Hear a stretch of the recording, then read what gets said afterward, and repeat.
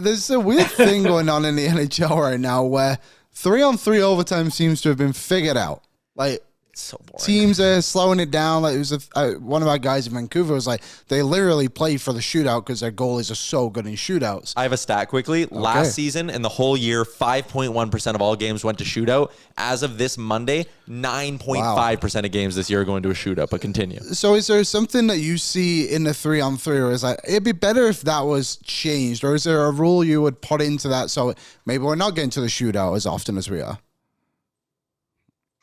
I mean, it's such a possession game, puck possession game. Everybody can skate now, so it's not it's not so easy to create, and you're also obviously everything is risky in the sense of you got to calculate that when you're out there. So it's easier to say from the outside, like, why are they doing that or why are they playing this way? It's like you got really good defensive players, like you can't just go and score.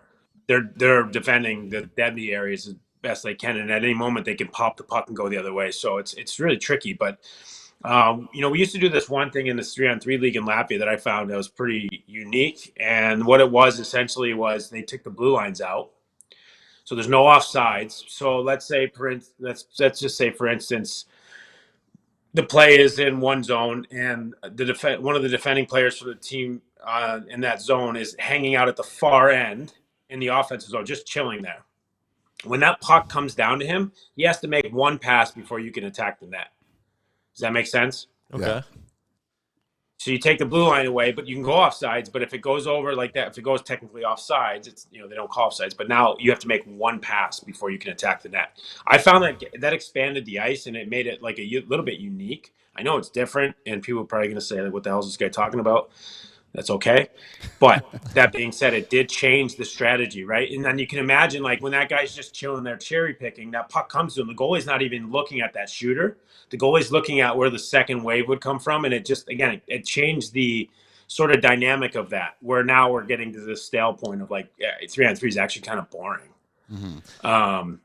It is like guys like take it out, take it back out of the zone. In the KHL, I know they took the rule where you can't go past the red. Once you enter the red line, you can't go past the red line again, or it's a penalty, and that kind of traps them and sets a boundary. So different ideas, and I mean that's a totally different idea. So I wouldn't be against something like what I mentioned. I did it, I played it, I thought it was really unique. I thought it was cool because it just it changed the whole dynamic. And you can do, if you want to cheat and just send a guy down there, it's fine. He can stand down there, but he's not going to be able to score until the second wave of guys join up with him, and then find a pass. So I don't know if that answers the question or not, but that's my theory on it. No, I'm curious that you mentioned the taking out of the offsides, because there are a lot of people, and I think I was talking with Hutton the other day, the Champions League, the CHL, they brought in like an over and back rule. Like once you're in the offensive zone, you cannot have possession of the puck and bring it out of the offensive zone. Otherwise, it results in a D-zone face-off for you. So like the punishment is like an icing, like you come all the way back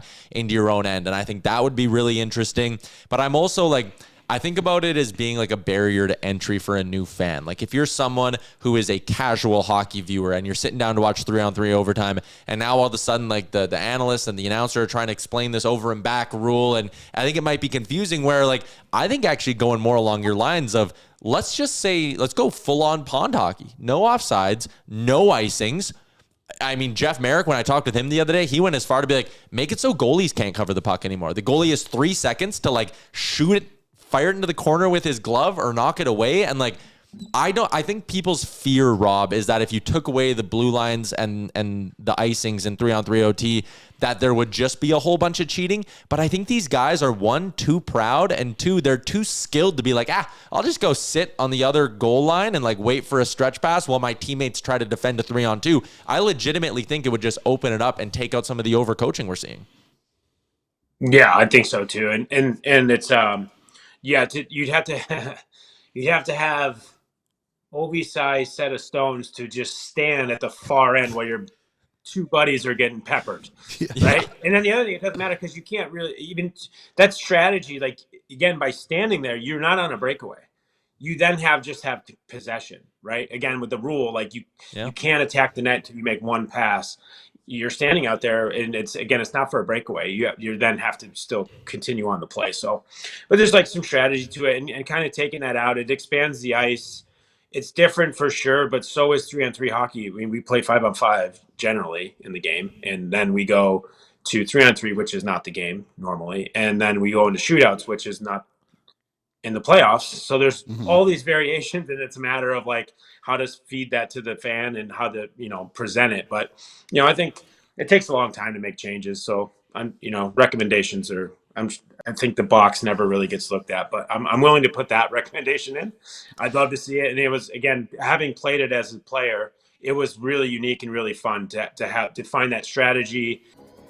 What's up, Nation citizens? If you enjoyed today's episode of Oilers Nation Every Day, make sure you hit the subscribe button here on our YouTube to not miss any of our content. We got you covered, from interviews, insight, analysis, everything you need to stay up to date on everything around the team. Hit that subscribe button so you don't miss a video.